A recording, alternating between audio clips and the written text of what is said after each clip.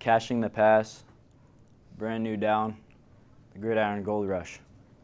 The NIL rule, which stands for name, image, and likeness, has completely changed college football from when it started in 2021.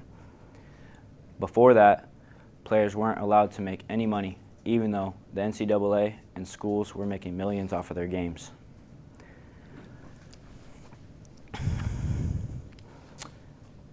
Now players can actually get paid for who they are through things like sponsorships, commercials, and social media deals.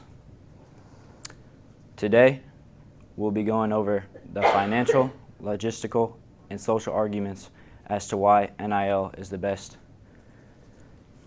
for college athletes. Some may argue that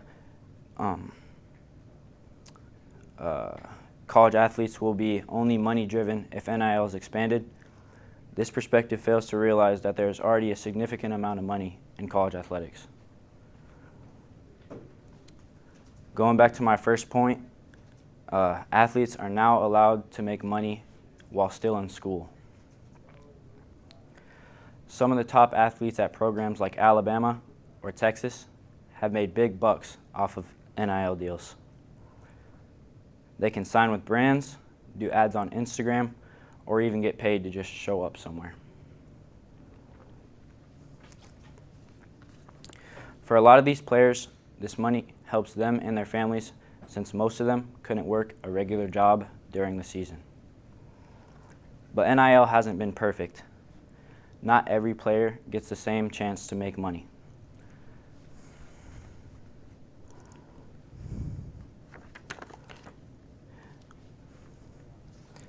Big name players in schools with rich donors have a huge advantage. Some schools have what's called collectives, which are groups that do a bunch of gathering for money to give people or give players the NIL deals. This has completely changed college football because now schools can kind of use the NIL deals to sort of bribe or give players an idea to come to their school to get NIL deals and money. Smaller schools just can't compete with that kind of money.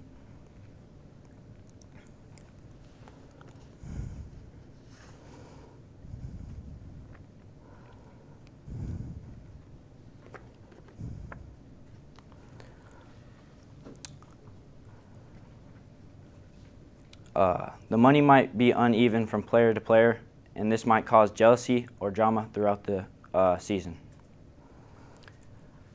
Coaches now have to worry about contracts and agents and all that business stuff instead of just focusing on football.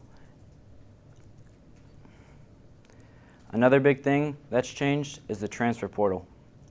Players can now move schools more easily, and a lot of them move schools because they think they'll get better NIL deals somewhere else.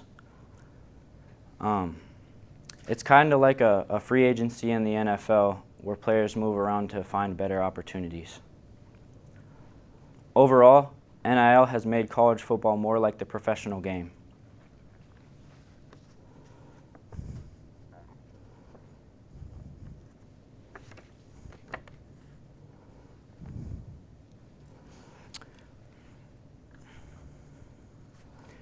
It's given players more control over their careers and lets them earn money for their talent.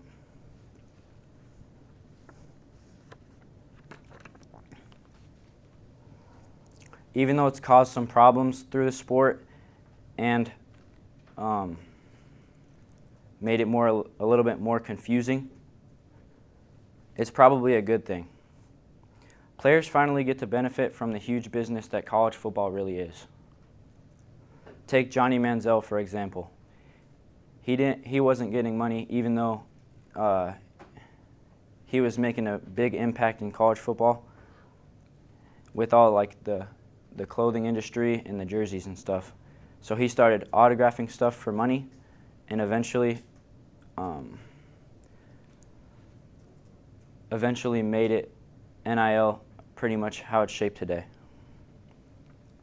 In football, NIL might bring the deals, but heart, grit, and teamwork bring the wins.